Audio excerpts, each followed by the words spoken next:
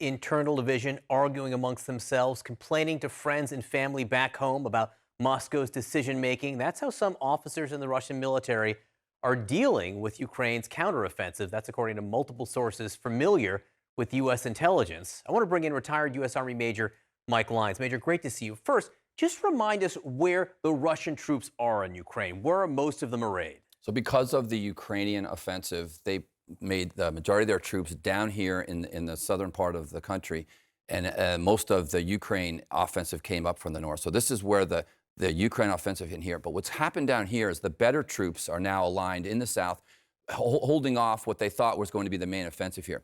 The Dnipro River has become a huge advantage now because they've dropped these bridges along the Dnipro River. So the reason why Russian generals are concerned right now is because they recognize there's about 20 to 30,000 troops in this region right here that are at great risk, potentially could surrender. They could be surrounded, similar to what we saw in the Battle of the Bulge. And from a historical perspective, the Russian generals know we've got to get troops to reinforce this very quickly. So they're fighting here, they're fighting here. When we talk about 300,000 reinforcements, Putin's asking for 300,000, where would they go? Right, they've got to get to this spot right here because they recognize that Crimea is likely the Alamo here for Russia. They cannot lose this. They cannot lose this area here. They cannot lose this land bridge, right? They've got Sevastopol. They have the naval base that's there. That's their only warm water port. And 300,000, this is not inconsequential. I mean, it is a huge amount of men that they're going to do. They're going to get them to the lines there. The question is how fast can they get them there? And they're not going to care whether they're trained or not. They're just going to throw them into the cannon fodder and see what happens. When you hear the stories that CNN is reporting that we're hearing from U.S. military officials,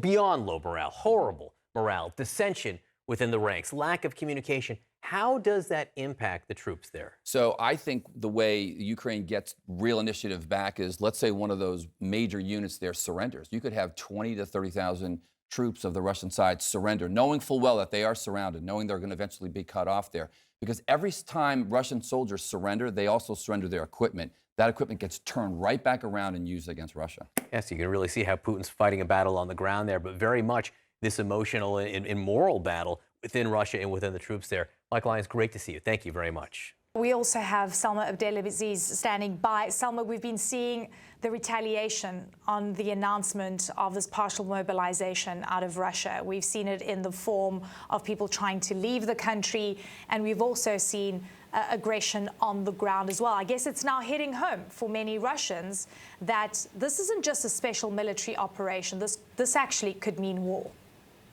Absolutely, and that all comes on the back of these major losses on the ground for Russian troops. Ukrainian forces able to claw back thousands of miles of territory, and this week President Putin issued his response in two parts, really. First, on the ground, there's referendum, of course, the so-called referendum, if you will, that our colleague Ben Wiedemann was speaking about. The other part of President Putin's approach is happening very much inside Russia, and that is the call for this partial mobilization. 300,000 reservists now will be deployed to Ukraine. It's going to happen in stages, according to Russian officials, and this sent people panicking, Eleni. Quite literally, there were demonstrations in 38 cities across Russia, a brutal crackdown, of course, hundreds of people arrested, many of those detained women who do not want to see their brothers, their sons, their fathers sent off to this war, quite literally, to die. And it's also triggered a sort of exodus, if you will, by land and air.